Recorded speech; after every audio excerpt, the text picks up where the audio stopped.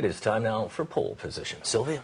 Well, from cash-strapped migrant workers to the other end of the Chinese income spectrum now, according to statistics released by China's Ministry of Finance, the assets of the top 10% of the country's wealthiest families make up 45% of the total wealth of urban residents.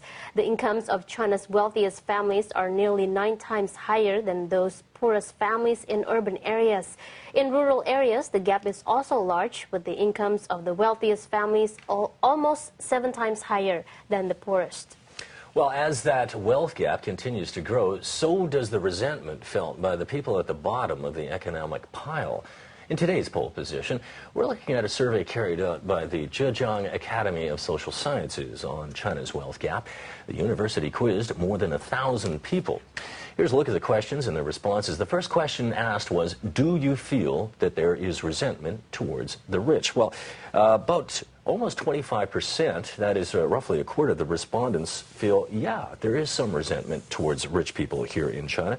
Second question was, how will the wealth gap change? Now, this is interesting because if you combine the slightly widened with the greatly widened, well over half the people, 57%, feel, yeah, they expect this wealth gap to widen.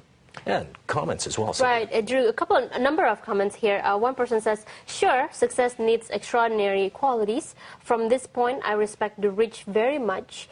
Yet please make sure their offspring or even themselves have won their present wealth in a decent way. I don't hate the rich, but if they deprive me of the chance to be successful, just because they're richer than me, I will hate them.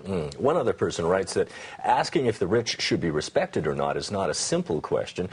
This person feels it's probably better to focus on the discussion of whether or not the government is doing enough to ease tensions between the rich and poor and cultivate a more harmonious society, which certainly the Chinese government has been talking about quite a bit over the last little while.